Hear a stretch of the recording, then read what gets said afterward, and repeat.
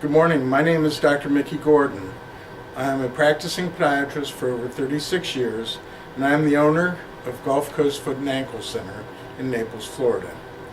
Many of you have doctors that are not accepting your insurance, and so to explain this, we're going to show you our insurance wall of shame. These checks are all for under $1, and many are for a few cents or less and have come in less than 1 year. I have received many opinions and the cost to a large corporation to authorize, issue, write the check, stuff it in an envelope, review the check, subject it to auditors, and they have been as high as $30 and as low as $7. We're a small practice in Southwest Florida, and if you multiply this times the million-plus doctors in America, this adds up to a significant sum of money.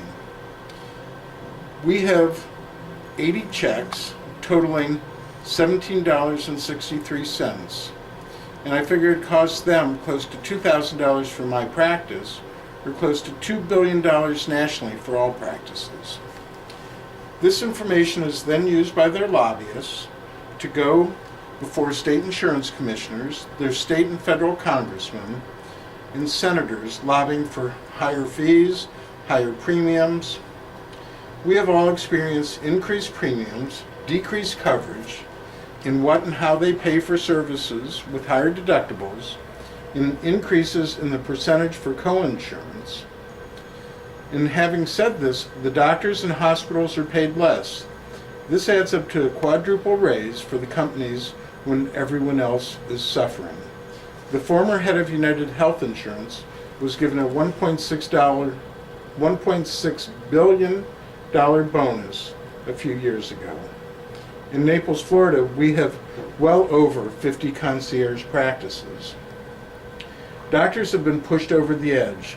Medicaid patients have trouble getting care for years. And now where I work, Medicare patients are having trouble finding doctors willing to accept Medicare. I attended college for 7 years, working on a master's degree in medical social work, podiatry school for 4 years, and a 1-year surgical residence. I attend at least 50 hours of continuing medical education credits each year, even though Florida only requires 20 hours. I have also attended 2 years of law school because I wanted to make healthcare policy during the Clinton administration in the first round of healthcare reform talks. I am currently certified and recertified in podiatric surgery by the American Board of Podiatric Surgery.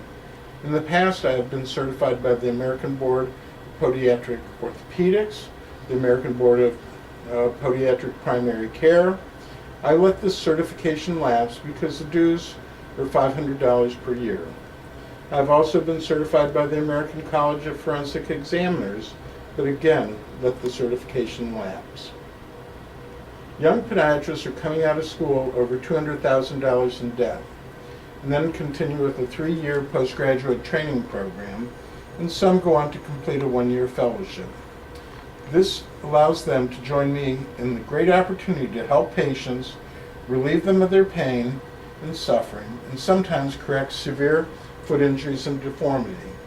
After all this, they get the chance to be taken advantage of by insurance companies, by the federal and state governments who tell you the waste in medicine is coming from the doctors. The truth is that after all this studying and hard work, they have few options, and most would not want their children to become physicians. Also, most are no longer happy in their daily jobs, and everyone knows that someone who is not happy in their job will not perform as well. They will be distracted, make mistakes, and they will perform extremely poorly. If you are outraged by these checks, share this video, send it to your elected leaders on both sides of the aisle, but most importantly, you deserve better. Demand it from the government. Oh, I forgot, you can't quit working, but the truth is they quit working for their constituents a long time ago.